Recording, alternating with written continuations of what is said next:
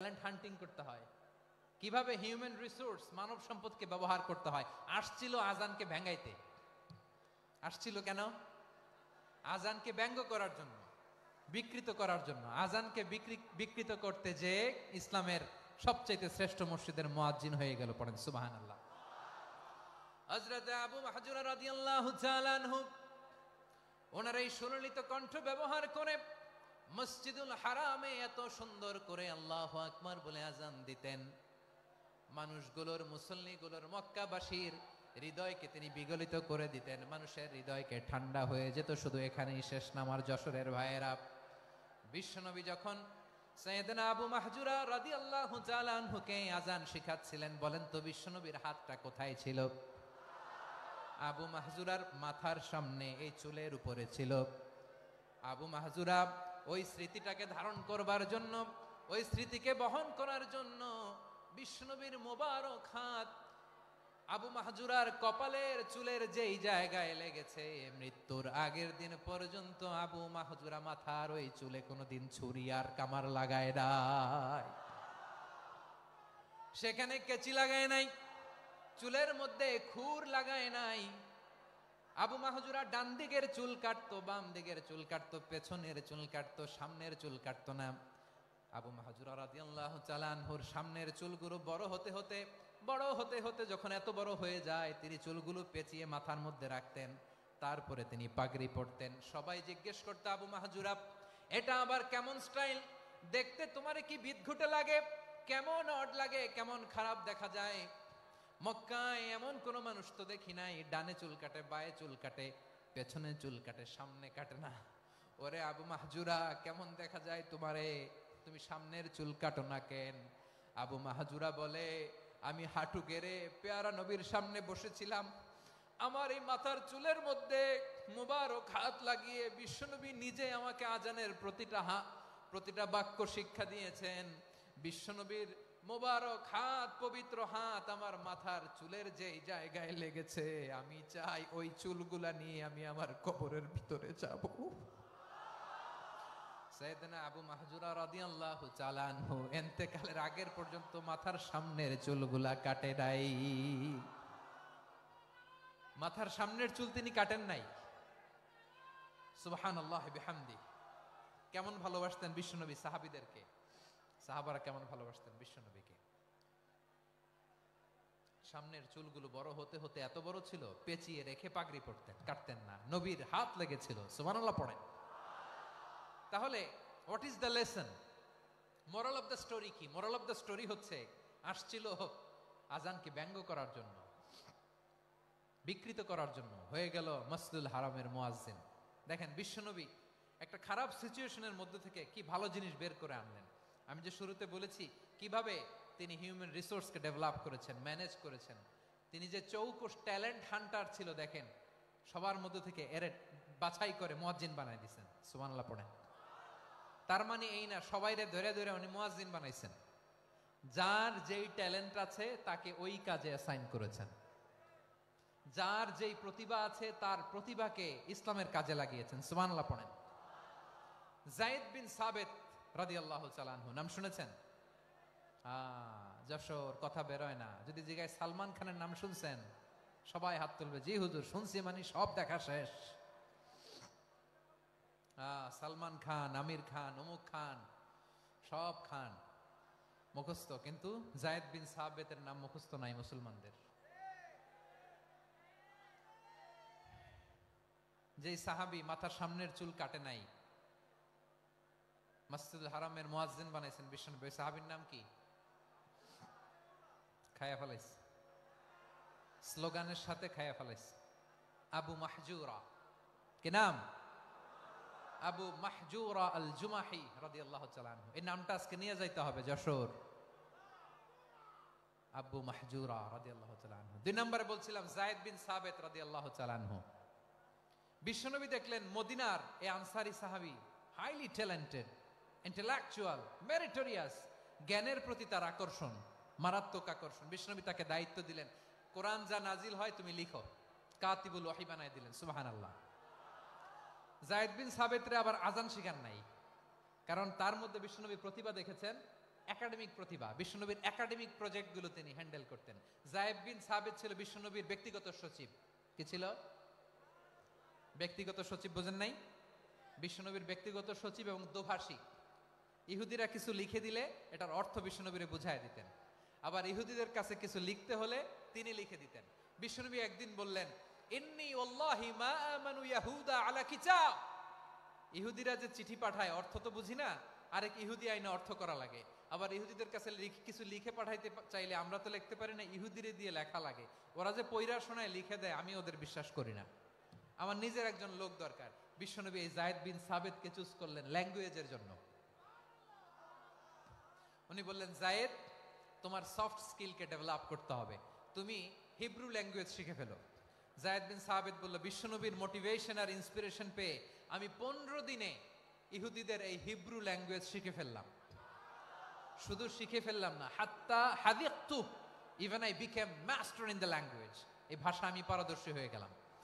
এরপরে ইহুদিরা চিঠি লিখে পাঠালে আর কোনো ইহুদি ডাকা লাগতো না, আমি নবীর এটার অর্থ শুনে পরে বুঝায় দিতাম। আবার ইহুদিদের কাছে চিঠি লেখা লাগলে আমি যায়েদ বিন সাবিত চিঠি লিখে দিতাম। সুবহানাল্লাহ। দেখেন, এত সাহাবীর মধ্য থেকে বিশ্বনবীর একাডেমিক প্রজেক্ট, ব্যক্তিগত সচিব, দোভাষী হিসেবে তিনি যায়েদ বিন সাবিতের মতো তরুণকে নির্বাচিত করেছেন। কেমন ট্যালেন্ট হান্টার ছিল আমার নবী! সুবহানাল্লাহ পড়বেন না? বিশ্বনবীর ইন্তেকালের পরে সাইয়েদনা আবু বকর রাদিয়াল্লাহু তাআলা আনহু যখন খলিফা হয়ে আসলেন, কোরআনকে সংকলনের দায়িত্ব দেয়া লাগবে, কোন সাহাবীকে দিবেন? সব সাহাবারা মিলে পরামর্শ করলেন।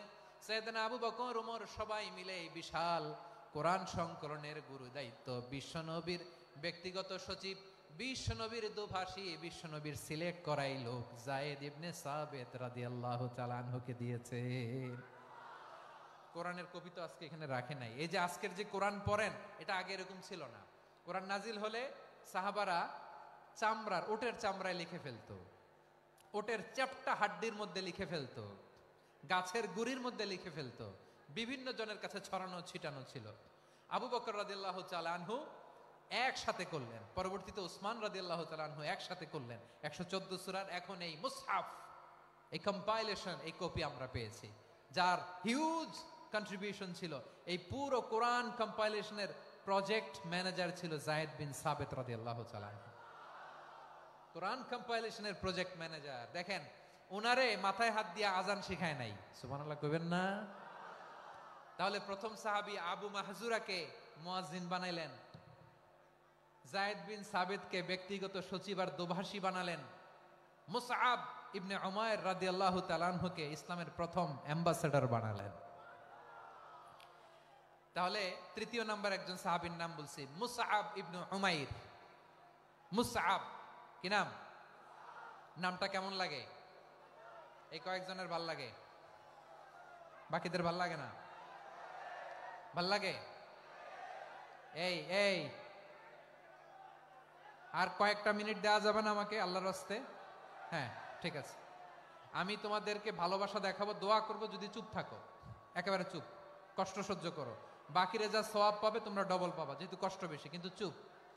3 নাম্বার সাহাবীর নাম মুসআব। এই ধাক্কাধাক্কি কেন? ধাক্কাধাক্কি কেন রে ভাই? না না না, এরকম হইলে আসবো না যশোর, আমি আর আসবো না। হয় পিছনে চলে যাও, নাহলে চুপ, ধাক্কাধাক্কি নাই। 3 নাম্বার সাহাবীর নাম মুসআব। কি নাম?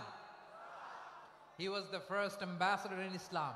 ইসলামের প্রথম ডিপ্লোমাট, প্রথম কূটনৈতিক, ইসলামের প্রথম কূটনৈতিক, ইসলামের প্রথম ডিপ্লোমাট, প্রথম অ্যাম্বাসেডর মুসআব ইবনে উমাইর। মক্কার তরুণ যুবক, উনি পারফিউম লাগাইলে মানুষ দেখলেই বুঝতো এটা মুসআব লাগাইছে। এমন ড্যাশিং ফেসের ছিল, এমন স্মার্ট ড্যাশিং ফেস, এমন পার্সোনালিটির মানুষ ছিল মুসআব রাদিয়াল্লাহু তাআলা আনহু। কারণ যিনি ইসলামের স্পোকম্যান হবেন, মুখপাত্র হবেন, তার স্মার্ট হওয়ার দরকার আছে না নাই?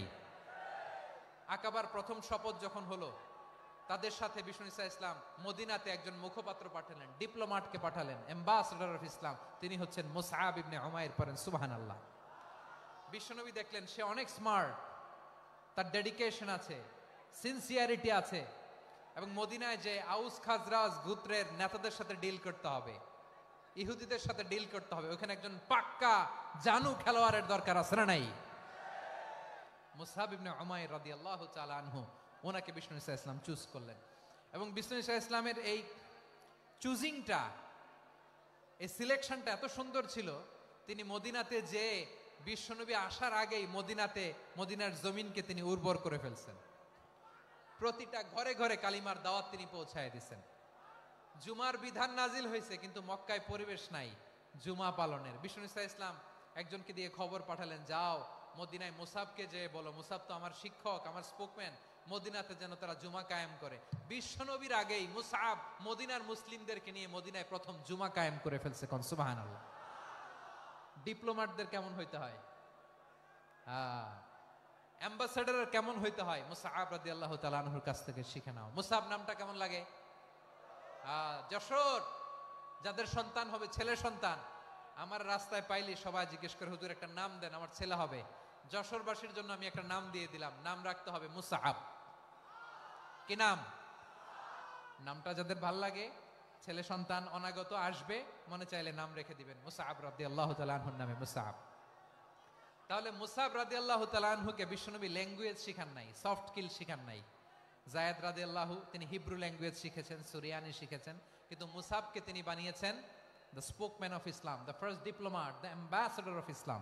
সুবহানাল্লাহ পড়বেন না? আব্দুল্লাহ ইবনে আব্বাস রাদিয়াল্লাহু তাআলা আনহু বিশ্বনবীর কাজিন, চাচাতো ভাই। আবার মাইমুনা রাদিয়াল্লাহু তাআলা আনহু, মাইমুনা নবীর স্ত্রী, তিনি ছিলেন আব্দুল্লাহর আপন খালা। তো নবীর বউ যদি ওনার খালা হয়, নবী তার কি? বুঝে নাই, নবী তার কি? খালু। তাহলে সম্পর্ক অনেক গভীর, কাজিন আবার খালু। ছোট্ট মানুষ, তাই রাতে মাঝে মাঝে ঘরে থাকতো। বিশ্বনবী দেখলেন আব্দুল্লাহ যেহেতু আমার ঘরে ঢুকতে পারে, আব্দুল্লাহরে এই উম্মতের বড় শিক্ষাবিদ বানাইতে হবে। কথা বোঝে নাই? আব্দুল্লাহকে কি বানাইতে হবে? শিক্ষাবিদ, এডুকেটর অফ দিস উম্মাহ, এই উম্মার শিক্ষাবিদ বানাইতে হবে। তাই আব্দুল্লাহ ইবনে আব্বাসকে বিশ্বনবী হাতে কলমে শিক্ষা দিয়েছেন।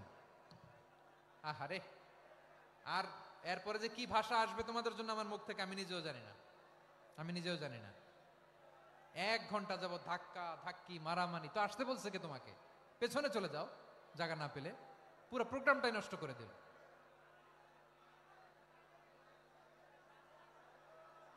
জি, আমার দিকে তাকান, আমি শেষ করে দিচ্ছি। হবে না, ইন্টেলেকচুয়াল আলোচনা এখানে হবে না, আমি বুঝতে পারছি, আমি শেষ করে দিচ্ছি। আব্দুল্লাহ ইবনে আব্বাস রাদিয়াল্লাহু তাআলা আনহু, মনোযোগ দিয়ে কয়েকটা মিনিট শুনুন, আমি এখনই শেষ করে দিচ্ছি। এরপর আওয়াজ করবে, এই যে এগুলো কি আমি বুঝলাম না। আমি বললাম না সব করা যাবে, বসে যাও, শুয়ে যাও, চলে যাও, আওয়াজ করা যাবে না। অন্যকে বসো এটাও বলার দরকার নাই, জাস্ট এদিকে তাকাও। আল্লাহ। আব্দুল্লাহ ইবনে আব্বাস রাদিয়াল্লাহু তাআলা আনহু, ওনাকে বিশ্বনবী হাতে কলমে শিক্ষা দিয়েছেন, যেহেতু উম্মতের শিক্ষাবিদ হবেন, এডুকেটর হবেন। তো বিশ্বনবী রাতে যখন তাহাজ্জুদ পড়তেন, ছোট্ট আব্দুল্লাহ ঘরে থাকতো। বুঝতে পেরেছেন? ছোট্ট মানুষ তো ঘরে থাকতো। তো বিশ্বনবী তাহাজ্জুদের জন্য একবার দাঁড়িয়েছেন, ছোট্ট আব্দুল্লাহ ওযু করে দাঁড়াইছে। আচ্ছা বলেন তো, ইমাম আর মুসল্লি মোট যদি 2 জন হয়, একজন ইমাম একজন মুসল্লি, তো মুসল্লি ইমামের কোন দিকে দাঁড়াবে? ডানে দাঁড়াবে। ছোট্ট আব্দুল্লাহ বোঝে নাই, বিশ্বনবী তাহাজ্জুদ শুরু করেছেন, উনি ইক্তেদা করছেন আর দাঁড়াইছেন বায়ে। কোথায় দাঁড়িয়েছেন? আব্দুল্লাহ বলেন, যখন আমি বায়ে দাঁড়ালাম, আখাযা রাসূলুল্লাহ সাল্লাল্লাহু আলাইহি ওয়াসাল্লাম উযুনি আল ইউমনা ইয়াফতিলুহা, বিশ্বনবী নামাজরত অবস্থায় আমার কান ধরে টেনে আমার ডান দিকে এনে দাঁড় করায় দিলেন। পড়েন সুবহানাল্লাহ। দেখেন, হাতে কলমে শিক্ষা। আর জীবনে ভুল হবে? কথা কয় না, আর ভুল হবে? আর ভুল হবে না। এভাবে বিশ্বনবীর অনেক সঙ্গ পেয়েছেন, সফর করেছেন, একই বাহনে বসেছেন, এক বাহনে বসে লম্বা নসিহত করেছেন, বলেছেন, ইয়া গোলাম ইহফাজিল্লাহ ইয়াহফাজকা, ইহফাজিল্লাহ তাজিদহু তুজাহাক, ইযা সাআলতা ফাসআলিল্লাহ ওয়া ইযা ইসতাআনতা ফাসতাইন বিল্লাহ। আল্লাহর বিধান মানো, আল্লাহর বিধান রক্ষা করো, আল্লাহ তোমায় রক্ষা করবে। আব্দুল্লাহ, চাইতে হলে আল্লাহর কাছে চাও, সাহায্য চাইতে হলে আল্লাহর কাছে সাহায্য চাও। মনে রাখো, গোটা বিশ্বের সবাই যদি তোমার সাহায্য করতে চায়, ততটুকুই করতে পারবে যতটুকু আল্লাহ তোমার নসিবে রেখেছে।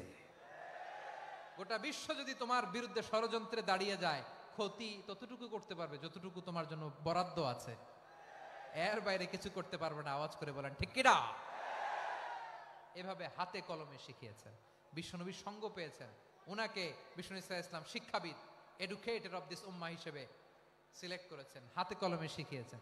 বিশ্বনবী একবার প্রকৃতির ডাকে সাড়া দিয়ে এসেছেন। এখন কি করতে হবে? নামাজের জন্য অজু করতে হবে। বিশ্বনবী এসেই দেখেন অজুর বদনায় পানি ভরা, খুশি হয়ে গেলেন। বললেন, কে রেখেছে পানি? একজন বলল, আব্দুল্লাহ রেখেছে। বিশ্বনবী অত্যন্ত খুশি হলেন।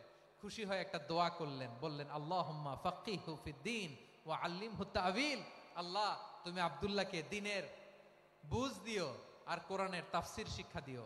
বিশ্বনবীর এই দোয়া এমন লাগছে, উনি রাইসুল মুফাসসিরিন, এই পৃথিবীতে যত মুফাসসির ছিল, যত মুফাসসির আসবে, সকল মুফাসসিরের সম্রাট হিসেবে স্বীকৃত হয়েছেন আব্দুল্লাহ ইবনে আব্বাস।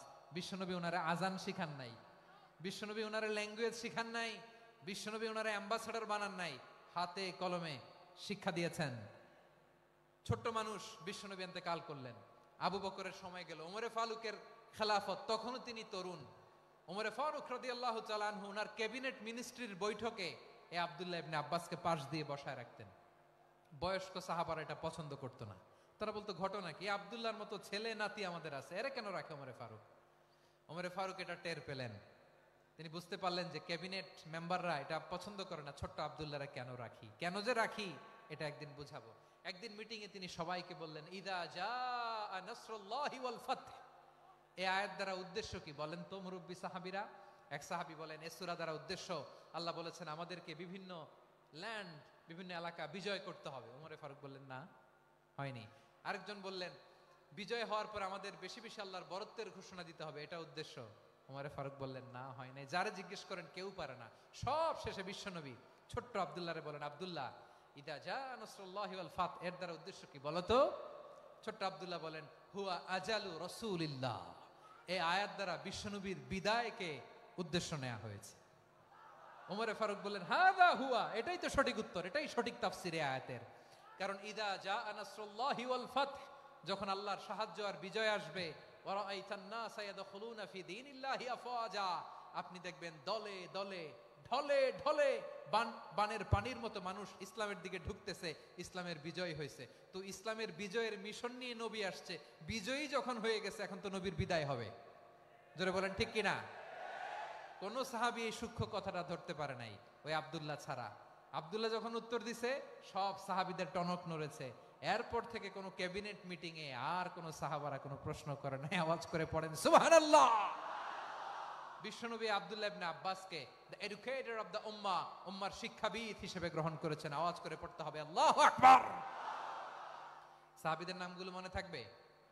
এক নম্বরে আবু মাহজুরা, মুয়াজ্জিন বানাইছেন। যায়েদ ইবনে সাবিত, দোভাষী, ট্রান্সলেটর অফ প্রফেট, এবং তিনি ছিলেন বিশ্বনবীর ব্যক্তিগত সচিব। Musab ibn Umair, the first ambassador and diplomat of Islam. Abdullah ibn Abbas, এই উম্মার সবচেয়ে বড় এডুকেটর, শিক্ষাবিদ। আরেকজন ছিল আব্দুল্লাহ ইবনে মাসউদ রাদিয়াল্লাহু তাআলা। দুই আব্দুল্লাহ, আব্বাস গেল, আরেকজন হচ্ছে মাসউদ। মক্কার তরুণ, ছাগল পালতো মুশরিকের। বিশ্বনবী আর আবু বকর রাদিয়াল্লাহু তাআলা আনহু একবার গেলেন, যে দেখে এই তরুণ দাঁড়ায় আছে। বিশ্বনবী বলেন, আমি খুব ক্ষুধার্ত, তোমার কাছে কি দুধ আছে ছাগলের? আব্দুল্লাহ ইবনে মাসউদ বলে, আছে। ওয়ালাকিন আনা মুতামান, কিন্তু যে দুধ আছে এটা আমানতের, আমি দিতে পারবো না। বিশ্বনবী এইটা শুনেই তারা টার্গেট করে ফেলছে। আনা মুতামান, দুধ আছে কিন্তু এটা আমার মালিকের, আমি তো দরদ দেখাই, আমার মালিকের দুধ আপনি পথিক, আপনারে দিতে পারি না। বিশ্বনবী টার্গেট করে ফেলছেন, এরে আমার কাজে লাগাইতে হবে। বিশ্বনবী বলেন, আচ্ছা ঠিক আছে, দুধ দিও না, কিন্তু এমন ছাগি আছে কিনা যেই ছাগির সাথে কোনো ছাগলের মিলন হয় নাই, তার ওলানে দুধও আসে নাই, বাচ্চাও নাই। এরকম ছাগির থেকে যদি আমি দুধ খাই তাহলে তো সমস্যা নাই। বলতেছে, এরকম ছাগির থেকে দুধ খাইলে সমস্যা নাই, কারণ এরকম ছাগির ওলান থেকে দুধ আসবেও না। বলতেছে, ঠিক আছে, এরকম একটা ছাগি নিয়ে আস। নিয়ে আসা হলো। বিশ্বনবী বিসমিল্লাহ বলে ওই ছাগির ওলানে হাত দিলেন। হাত দিতে দেরি, পুরো ওলানটা দুধে ভরে যেতে দেরি হয় না। বিশ্বনবী আর আবু বকর রাদিয়াল্লাহু তাআলা আনহু দহন করে পেট ভরে খেলেন। এই দৃশ্য আব্দুল্লাহ ইবনে মাসউদের হৃদয়ে দাগ কাটলো। এই মুজিজা দেখে তিনি বললেন, আশহাদু আল্লা ইলাহা ইল্লাল্লাহ ওয়া আশহাদু আন্না মুহাম্মাদুর রাসূলুল্লাহ। তিনি ষষ্ঠ মুসলিম ছিলেন, 6 নম্বর মুসলমান। ওনাকে টার্গেট করে বিশ্বনবী দেখলেন এমন ইন্টেলেকচুয়াল ব্রেন, উনি সূক্ষ্ম সূক্ষ্ম জিনিস বুঝে বেশি, ফিকহি জ্ঞান ওনার মধ্যে বেশি। বিশ্বনবী ওনাকে কোরআনের জ্ঞান শিক্ষা দিতে লাগলেন। উনি বিশ্বনবী সবার কাছে কোরআন শোনায়, কিন্তু বিশ্বনবী নিজে আব্দুল্লাহ ইবনে মাসউদের কাছ থেকে কোরআন শুনতো। বিশ্বনবী একবার বললেন, ইকরা আলাইয়া ইয়া মাসউদ। ইবনে মাসউদ একবার শোনাও তো কোরআন দেখি। আব্দুল্লাহ ইবনে মাসউদ বলে, আকরাউ আলাইকা ওয়া আলাইকা উনজিল। নবী, আপনার উপর কোরআন নাজিল হয় আর আমি আপনার সামনে কোরআন পড়ব। বিশ্বনবী বললেন, ইন্নী উহিব্বু আন আসমাআহু মিন গায়রি। আমি নিজে পড়তে যেমনি ভালোবাসি, অন্যে পড়ুক আমি শুনবো, এটাও আমি ভালোবাসি।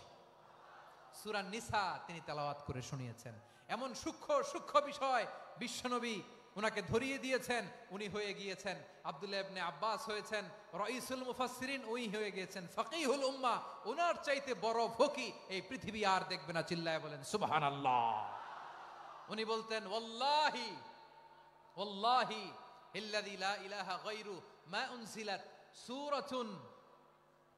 উনজিলাত সূরাতুন ইল্লা ওয়া আনা আ'লামু আইনা উনজিলাত ওয়া ফীমা উনজিলাত। বিশ্বনবী এমন ভাবে কোরআনের দার্স আমাকে দিয়েছেন, কোরআনে যত সূরা নাজিল হয়েছে, যেখানে নাজিল হোক না কেন আমি জানি এটা কোথায় নাজিল হয়েছে এবং কোন প্রেক্ষাপটে নাজিল হয়েছে। এমন একটা সূরা নাই যে সূরার কোথায় নাজিল হয়েছে আমি মাসুদের জানা নাই, কোন প্রেক্ষাপটে নাজিল হয়েছে আমার জানা নাই। এরকম ঘটবে না। চিল্লায় বলেন আল্লাহু আকবার। এই আব্দুল্লাহ ইবনে মাসউদ রাদিয়াল্লাহু তাআলা আনহু ওমরে ফারুকের সময় কুফার চিফ জাস্টিস ছিলেন। কুফা নগরীর চিফ জাস্টিস। চিফ জাস্টিস বুঝেন নাই? বিচারপতি। কি ছিলেন? সবাই বলে নাই, কি ছিলেন? বিচারপতি ছিলেন। এবং ওনার যে ফিকহি জ্ঞানের ধারা, এটাই আলকামা, ইব্রাহিম আন-নাখাই, হাম্মাদ ইবনে সুলাইমান হয়ে ইমাম আবু হানিফা পর্যন্ত পৌঁছেছে। এবং ওনার ফিকহি জ্ঞানের ধারাই হানাফি মাযহাবে অ্যাকসেপ্ট হয়েছে। আজও এগুলো হানাফি মাযহাবে চর্চিত হয়। হানাফি মাযহাবের সব ফিক আব্দুল্লাহ ইবনে মাসউদের ফিকহি জ্ঞানের ধারা থেকে নেওয়া হয়েছে। চিল্লায় পড়েন সুবহানাল্লাহ। তাহলে উনাকে বিশ্বনবী বানিয়েছেন জুরিস্ট, আইনবিদ, ফাকিহ। উনারে আজান শিখান নাই। হিউম্যান রিসোর্স ডেভেলপমেন্ট কিভাবে করবেন, মানব সম্পদের উন্নয়ন কিভাবে করতে হয়, কিভাবে যার যেখানে প্রতিভা কাজে লাগাতে হয় উনি দেখিয়েছেন। সুবহানাল্লাহ পড়বেন না? খালিদ বিন ওয়ালিদ নাম শুনছেন? কে কে শোনেন নাই হাত তোলেন। কি ছিলেন? বীর যোদ্ধা ছিলেন খালিদ বিন ওয়ালিদ। কিন্তু তিনি ইসলাম ধর্ম গ্রহণ করেছেন অনেক দেরিতে, 8ম হিজরিতে। তার মানে 8ম হিজরির আগে উনি মুশরিকদের পক্ষে লড়াই করেছেন। ওনার হাতে কত মুসলিম সাহাবী যে নিহত হয়েছে হিসাব নাই। বিশ্বনবী টার্গেট করে রাখছে, তুমি আমাদের মুসলিমদের এত ক্ষতি করলা, তুমি যখন মুসলমান হবা তোমারে দিয়ে আমি এমন কাম করামু যে এটা আর কেউ করতে পারবে না। সুবহানাল্লাহ নাই? যশোর ক্লান্ত হয়ে গেছে।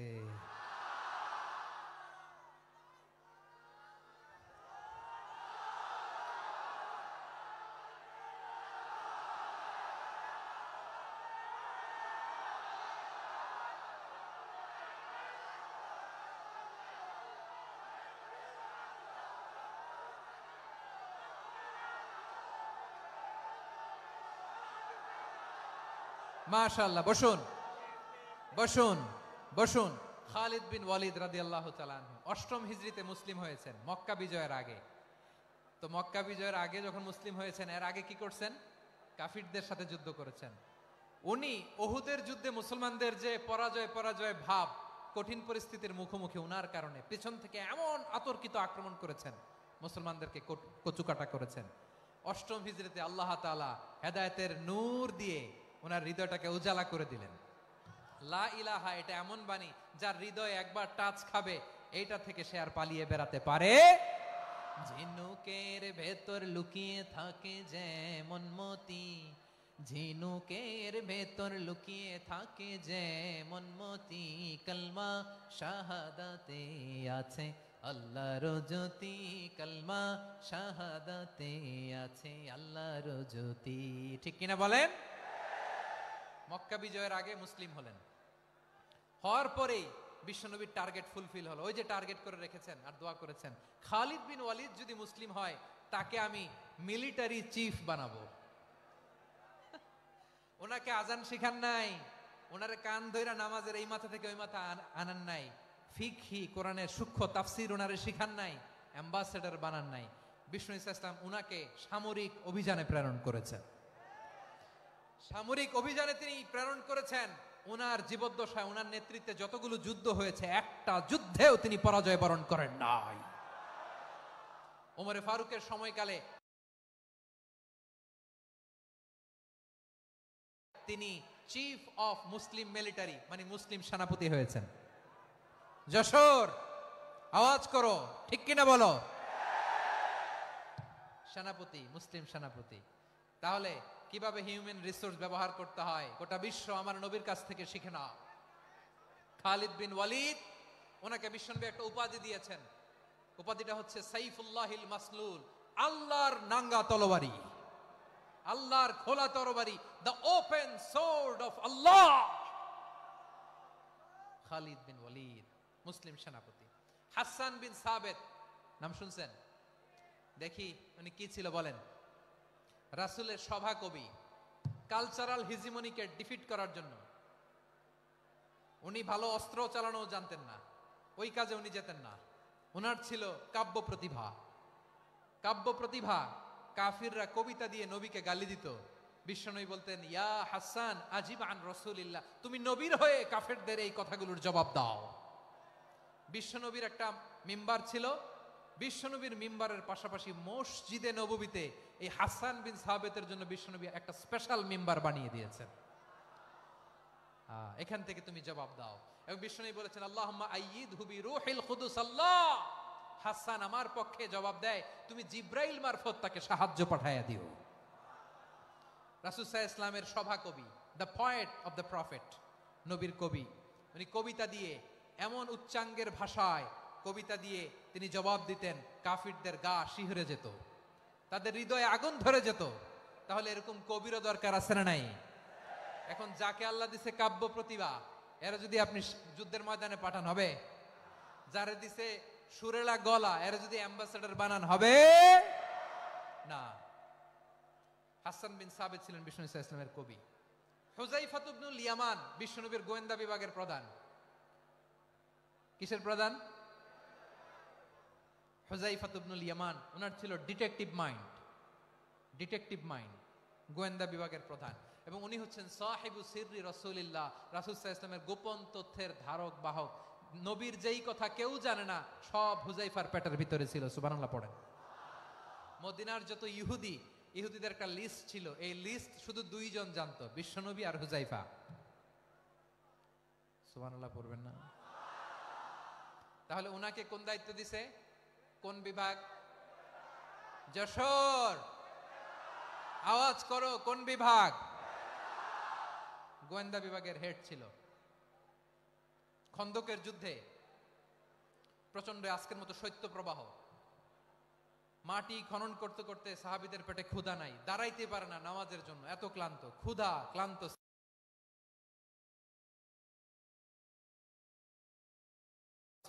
বিশ্বনবী বললেন, কে আছো এই কঠিন শীত, এই ভয় আর ক্ষুধার মধ্যেও খন্দকের পরীক্ষার টপকে শত্রু শিবিরে যে আমাকে তথ্য দিবা? কে আছো? কারো গায়ে শক্তিই নাই যে দাঁড়াবে, কেউ দাঁড়ায় না।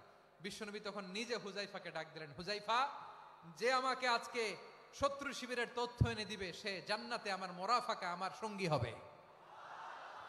হুযায়ফা রাদিয়াল্লাহু ইবনুল ইয়ামান জীবনের ঝুঁকি নিয়ে এই ক্ষুধা, শৈত্য প্রবাহ, কোল্ড ওয়েভসকে উপেক্ষা করে পরীক্ষা টপকে শত্রু শিবিরে যে সবার কথাগুলো চুপে চুপে শুনে বিশ্বনবীর দরবারে এসে গোয়েন্দাদের মতো তথ্য সরবরাহ করেছে। বিশ্বনবীর গোয়েন্দা বিভাগের প্রধান হুযায়ফা ইবনুল ইয়ামান ইন্টেলিজেন্স বিভাগ চালাতেন। মুনাফিকদের নাম ওনার কাছে ছিল। মুআয ইবনে জাবাল মদিনা রাষ্ট্রের সবচেয়ে সিনিয়র আমলা ছিলেন। আমলাতন্ত্র চিনেন তো? প্রশাসনিক কাজ যারা চালায়, অ্যাডমিনিস্ট্রেশন বুঝেন না? The department of administration. মদিনার রাষ্ট্রের সিনিয়র আমলা মুআয ইবনে জাবাল মুতাখাসসিসুন ফিল হালালি ওয়াল হারাম, হালাল হারামের স্পেশালিস্ট ছিলেন।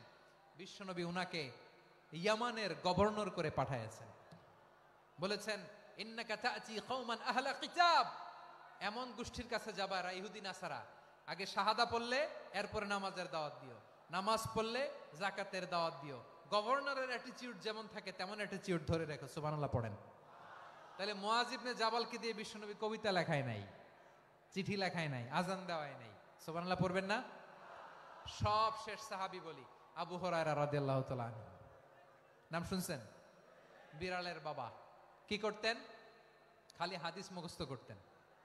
উনি বলতেন আলজামু রাসূলুল্লাহ আলা মিল ইবাতনি, আমার শুধু পেটের ক্ষুধার বন্দোবস্ত হইলে আমি নবীর সঙ্গ ছাড়তাম না। আমার আনসার সাহাবারা ক্ষেত খামারের কাজ করতো, আমার মুহাজির সাহাবারা ব্যবসা করতো, আর আমি নবীর সাথে সাথে থাকতাম। শুধু সকাল বিকাল দুই বেলা যদি আমার খাবারের বন্দোবস্ত হয় আমি আর নবীর লক ছাড়ি না। সুবহানাল্লাহ কইবেন না? 5374টা হাদিস তিনি বর্ণনা করেছেন। সবচেয়ে বেশি হাদিস বর্ণনাকারী সাহাবী। হাদিস প্রিজার্ভেশনের কাজে বিশ্বনবী ওনাকে কাজে লাগিয়েছেন। উনি একদিন বলেন ইয়া রাসূলুল্লাহ আসমাউ মিনকা কাসীরান ফালা আহফাজু, নবী অনেক কথা শুনি আমার মনে থাকে না। বিষ্ণু বললেন তাই? উবসুত রিদাক, তোমার চাদরটা বিছাও। আবু হুরায়রা বিছালেন, বিশ্বনবী হাত বুলায় দিলেন, এরপরে অনেক হাদিস বর্ণনা করলেন। আবু হুরায়রা বলে তারপর থেকে বিশ্বনবী যাই বর্ণনা করে আমি শুনি আর একটাও ভুলি না। এখন সুবহানাল্লাহ। বিশ্বনবী ওনাকে হাদিস প্রিজার্ভেশন, নবীর এই যে লক্ষ্য হাদিস প্রিজার্ভেশনের এই দায়িত্ব দিয়েছেন সাইয়েদনা আবু হুরায়রা রাদিয়াল্লাহু তাআলা আনহুকে। প্রিয় ভাইরা, তাহলে 10 জন সাহাবীর কথা যে বললাম, আপনারা কি খেয়াল করেছেন কত বড় ট্যালেন্ট হান্টার, চৌকস ট্যালেন্ট হান্টার ছিল আমার নবী। এক একজনের এক এক ট্যালেন্ট, এক এক কাজে অ্যাসাইন করেছেন, এক একজনকে এক এক দায়িত্ব দিয়েছেন, এক একজনের প্রতিভাকে এক একভাবে বিকশিত হওয়ার সুযোগ দিয়েছেন। আওয়াজ করে বলেন ঠিক কি না? এখন আমার পর্দার আড়ালে আমার মায়েরা বলবে এতগুলো পুরুষ সাহাবীর কথা বললো, নারী সাহাবীরা কি কিছু করে নাই?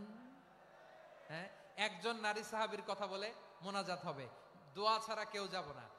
রুফাইদা আল আসলামিয়া রাদিয়াল্লাহু তাআলা আনহা, ওনার বাবার নাম সাআদ আল আসলামি।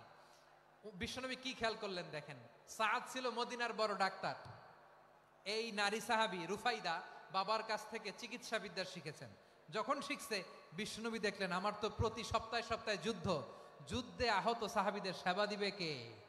বিশ্বনবী রুফাইদাকে বললেন রুফাইদা তুমি মসজিদে নববীর পাশে একটা মেডিকেল ক্যাম্প করো।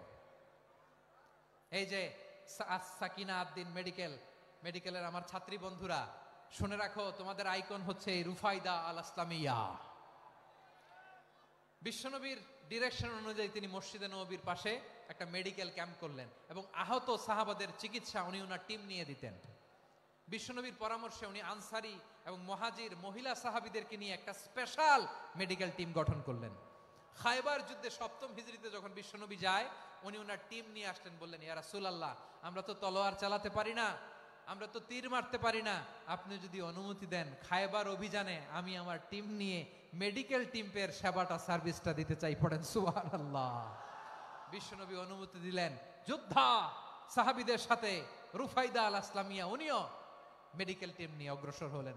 খায়বারের প্রতিটা আহত ইনজুর্ড সাহাবী যারা ইনজুরির শিকার হয়েছেন সবাই রুফাইদা আল আসলামিয়ার এই মেডিকেল ক্যাম্প থেকে চিকিৎসা সহায়তা পেয়েছেন। সুবহানাল্লাহ পড়েন। দেখেন কিভাবে বিশ্বনবী ট্যালেন্ট বাছাই করতেন। আপনি অবাক হবেন, বাহরাইনের মেডিকেল ইউনিভার্সিটিতে রুফাইদা আল আসলামিয়া মেডিকেল প্রাইজ অ্যাওয়ার্ড প্রতি বছর দেয়া হয়। যদি 8 দিনের এই মেডিকেল আমার বোনেরা যদি জেনে থাকো জানো, না হলে নতুন করে জানো, সার্চ দিও রুফাইদা আল আসলামিয়া মেডিকেল অ্যাওয়ার্ড বাহরাইনের ইউনিভার্সিটিতে দেয়া হয়। প্রিয় ভাইয়েরা, তাহলে আলোচনার সামারি আমরা করি। বিশ্বনবী যার যেখানে ট্যালেন্ট তাকে ওইখানে কাজে লাগাতেন। আওয়াজ করে বলেন ঠিক কিনা? এবার একটা ইন্টারভিউ হবে, আওয়াজ করে বলেন আবু মাহজুরাকে বিশ্বনবী কি বানাইছেন? হ্যাঁ,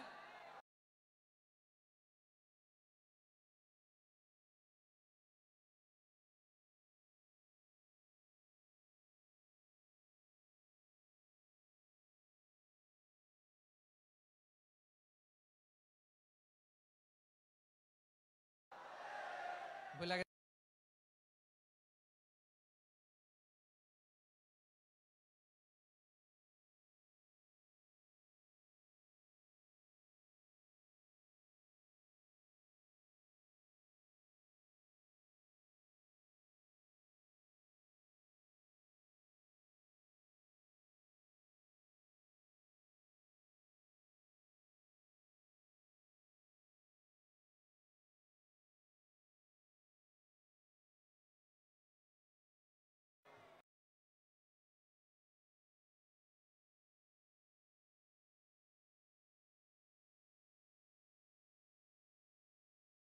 হাসান বিন সাবিত ছিলেন বিশ্বনবীর সভাকবি। কি ছিলেন? বিশ্বনবীর সভাকবি ছিলেন। এরপরে হুযায়ফা ইবনুল ইয়ামান কি ছিলেন? গোয়েন্দা বিভাগের প্রধান। মুআয ইবনে জাবাল কি ছিলেন? সিনিয়র আমলা, ইয়ামানের গভর্নর। আবু হুরায়রা রাদিয়াল্লাহু তাআলা আনহু হাদিস প্রিজার্ভেশনের কাজ করেছেন। আর আমাদের রুফাইদা আল আসলামিয়া রাদিয়াল্লাহু তাআলা আনহা কি ছিলেন? নার্স ছিলেন। নার্স হয়ে মেডিকেল সেবা দিয়েছেন। প্রিয় ভাইরা, পুরো আলোচনার যদি সামারি করি তাহলে বিশ্বনবী যেভাবে হিউম্যান রিসোর্সকে ম্যানেজ করেছেন, যার যেখানে প্রতিভা কাজে লাগিয়েছেন, আমরাও যদি করি আমাদের বাংলাদেশের চিত্র আমরা পাল্টে দিতে পারবো। আমরা শুরুতে শুনেছি মানুষের আছে অসীম সম্ভাবনা, প্রতিটা মানুষ অনন্য, যত্ন নিলে, যথাযথ পরিচর্যা করলে মানুষ বিশ্ব জয় করতে পারে, ঠিক কিনা? আমাদের হাফেজে কোরআনের সামনে দাঁড়াতে পারে এমন কোন হাফেজে কোরআন আল্লাহর জমিনে জন্ম হয় নাই। গোটা বিশ্ব কাঁপিয়ে তারা সেরা, আমাদের ক্রিকেটাররা সেরা, আমাদের তৈরি পোশাক শিল্প সেরা।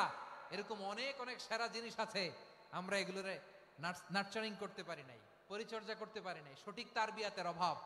তাহলে মানুষের অসীম সম্ভাবনাকে কাজে লাগাতে হবে, ঠিক কিনা বলেন? ইউনূস গভর্নমেন্টকে আমি বলবো, অল্প সময়ের জন্য আপনারা এসেছেন, সংস্কারও করতে হবে, আবার নির্বাচনও করতে হবে। সব সংস্কার হতে করতে পারবেন না, যতটুকু পারবেন এর মধ্যে আমাদের যে হিউজ ম্যান পাওয়ার, আমাদের যে মানব সম্পদ, হিউম্যান রিসোর্স, এটাকে ডেভেলপ করে আপনাদের যেতে হবে। যেটা পারবেন না সেটাকে পরবর্তী নির্বাচিত গভর্নমেন্টের কাছে রেখে যেতে হবে, যে তারা যেন করে, তাদের কাছে আপনারা এটা রেখে যাবেন। তাহলে মানুষ চাইলে বিশ্ব জয় করতে পারে। আর মানুষকে হারাতে পারে কেউ? জোরে বলো যশোর, মানুষকে হারাতে পারে কেউ? আল্লাহ আমাদেরকে জনসংখ্যা দিয়েছেন প্রিয় ভাইয়েরা। এই জনসংখ্যা অনেক বড় সম্পদ, এটা আমাদের জন্য অভিশাপ নয়, আশীর্বাদ।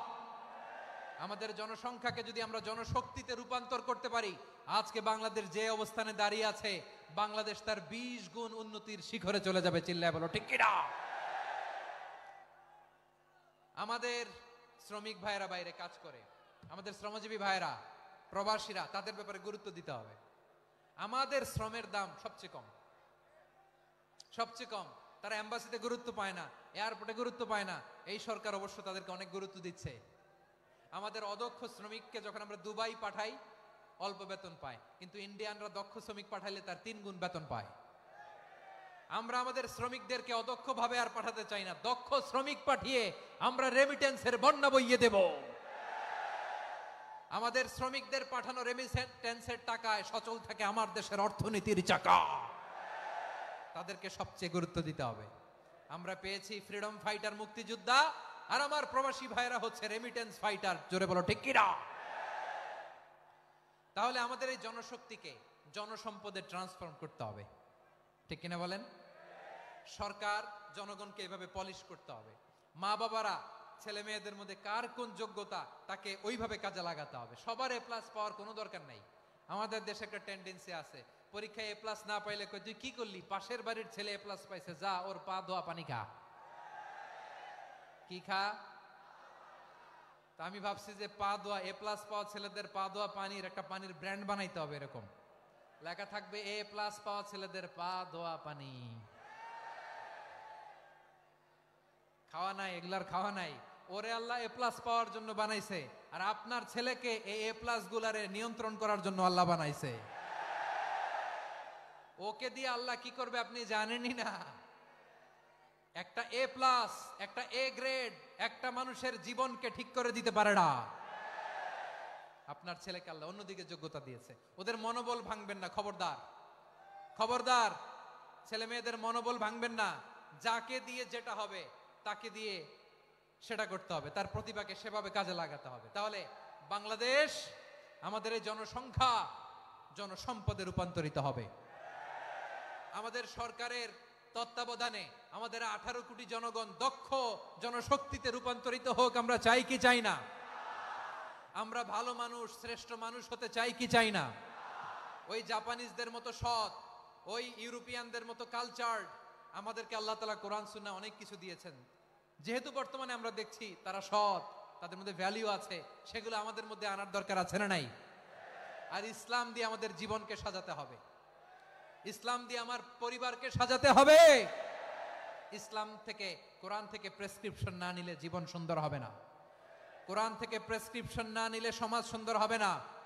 কোরআনের প্রেসক্রিপশন না মানলে রাষ্ট্র সুন্দর হবে না।